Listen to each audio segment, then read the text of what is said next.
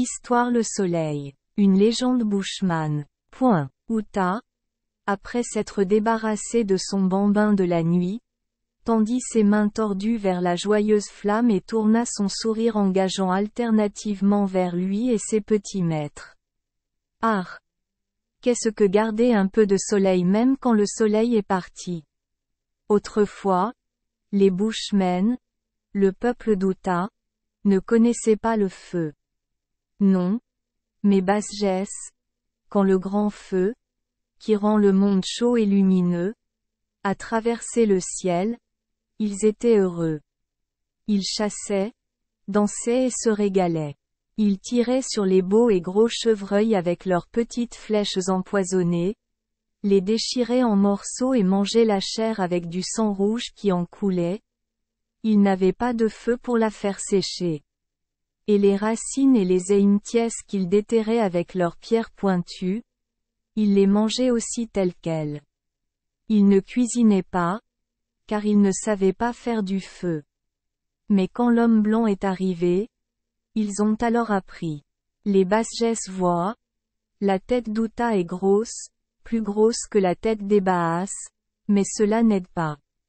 C'est l'intérieur qui compte, et la tête de l'homme blanc à l'intérieur ici. Uta tapota son front ridé. Ah là! Mais ça peut contenir beaucoup.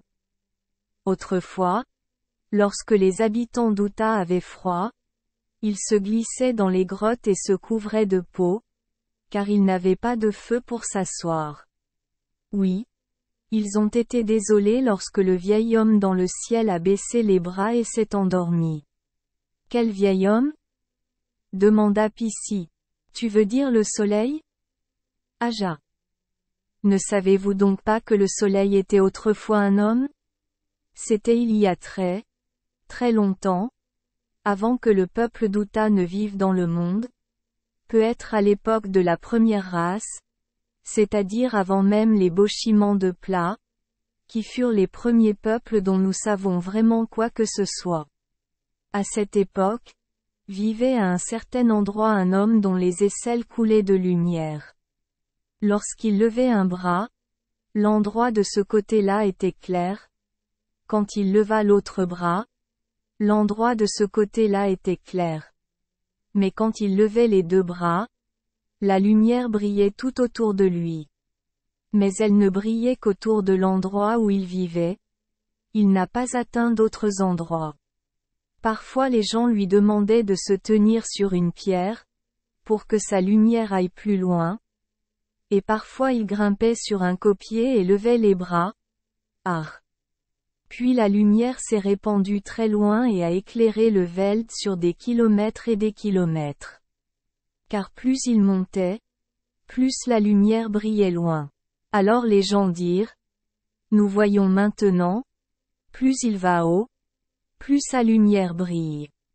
Si seulement nous pouvions le mettre très haut, sa lumière s'étendrait sur le monde entier.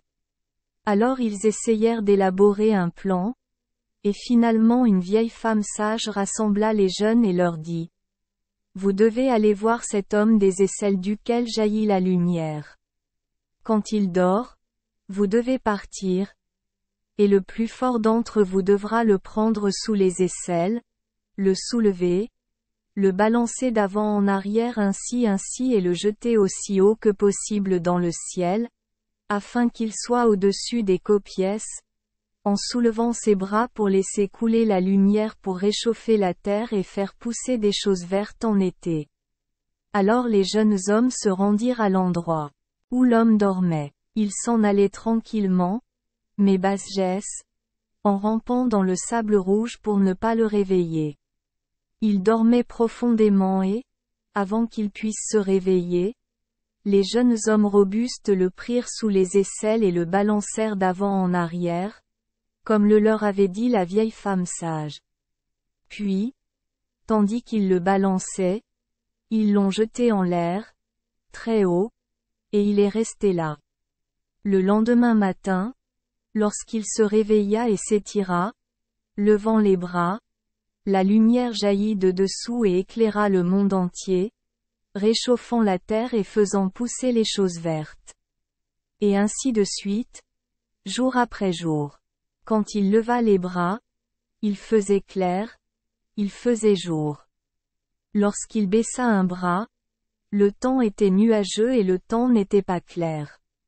Et quand il baissa les deux bras et se retourna pour s'endormir, il n'y avait aucune lumière du tout.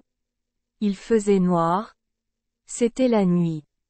Mais quand il se réveilla et leva les bras, le jour revint et le monde était chaud et lumineux. Parfois, il est loin de la terre. Puis il fait froid.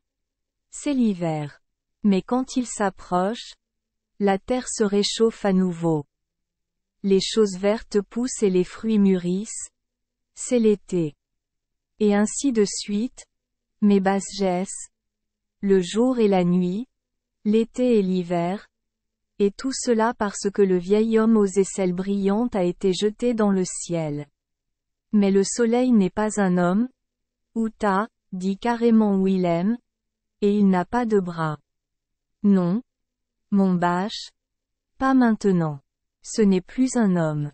Mais les Basjès doivent se rappeler combien de temps il a passé dans le ciel des étendues et des étendues d'années, tournant toujours en rond, et roulant en rond, depuis le moment où il se réveille le matin jusqu'à ce qu'il se couche pour dormir de l'autre côté du monde. Et avec le roulement, Basjès, il est devenu de plus en plus rond, et la lumière qui au début venait seulement de sous ses bras a été roulée tout autour de lui.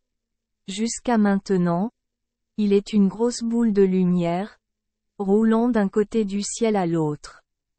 La cousine Minnie, qui avait écouté de manière décousue les bavardages au coin du feu, pendant qu'elle écrivait à la table de chevet, sursauta et se pencha vers le petit groupe. Mais un seul coup d'œil suffisait pour montrer que les enfants étaient si intéressés par l'aspect personnel du conte qu'ils ne craignaient aucune confusion en raison de la subversion décidée par Uta d'un fait élémentaire qu'elle s'était donné beaucoup de mal pour leur faire comprendre. Comprendre et accepter. Et ses bras, Uta? Demanda le petit Jean avec sérieux. Ne sort-il plus maintenant? Uta rayonnait fièrement. Ah! C'est mon petit maître. Toujours demander une grande chose. Oui. Bâche. Parfois ils sortent. Quand il fait sombre, il tend les bras. Il les maintient enfoncés et étend ses mains devant la lumière, pour qu'elle ne puisse pas briller sur le monde. Et parfois, juste avant de se lever le matin et avant de se coucher le soir, Basjès n'a-t-il pas vu de longues rayures lumineuses sortir de la boule de lumière ronde? Oui. Oui. Acquiescèrent avec empressement ses petits auditeurs. Ce sont les longs doigts du soleil. Ses bras sont enroulés à l'intérieur de la boule de feu, mais il sort ses longs doigts et il trace des routes lumineuses dans le ciel, s'étendant tout autour de lui. Le vieil homme regarde la terre. Avec ses doigts. Basjès devra les compter la prochaine fois qu'il les sortira, et voir s'ils sont tous là. 8 longs. Ce sont les doigts. Et 2 courtes pour les pouces. Les connaissances d'Uta en arithmétique se limitaient au nombre de ces chiffres tordus, et le sourire avec lequel il annonçait l'étendue de ses connaissances mathématiques était un croisement ridicule entre un triomphe fier et une modeste réticence. Quand il se couche, il les attire. Alors tout le monde s'assombrit et les gens s'endorment. Mais, Uta, il ne fait pas toujours nuit la nuit, lui rappela Pissy. Il y a les étoiles et la lune, tu sais. Ah oui, les petites étoiles et la dame lune. Uta en parlera au Basjès une autre nuit, mais maintenant il doit y aller vite. Vite et laisser Lys se frotter le dos avec du buchu. Quand l'ami vieillesse arrive, le dos se courbe et les os se raidissent, et les rhumatismes. Foueille. Mais ça peut pincer. Par conséquent, mes Basjès, Uta cuisine des patrons du Veld pour se frotter à eux, des patrons de buchu, de Kukamakranka et de Karou. Ils sont tous bons, Mais Buchu est le meilleur. Oui. Buchu pour l'extérieur et l'eau de feu du Bahas pour l'intérieur. Il regarda le placard avec envie, mais le bois et le verre ne réagissent pas tant qu'ils n'agissent pas par l'action humaine. Ainsi, ne possédant pas de open, ses amis, pour cette mèche inflexible, Uta se contenta de se claquer les lèvres tout en s'éloignant. Merci les enfants des Esperluette Croisillon 39. Avoir écouté des contes de fées au jour Esperluette Croisillon 39. 8. Espérons que les histoires apporteront aux enfants des moments heureux et significatifs. Si vous aimez notre chaîne, veuillez appuyer sur le bouton S Esperluette Croisillon 39. Abonner, pour ne manquer aucune histoire intéressante. Je vous souhaite une bonne nuit de sommeil et de beaux rêves. Rendez-vous dans la prochaine histoire.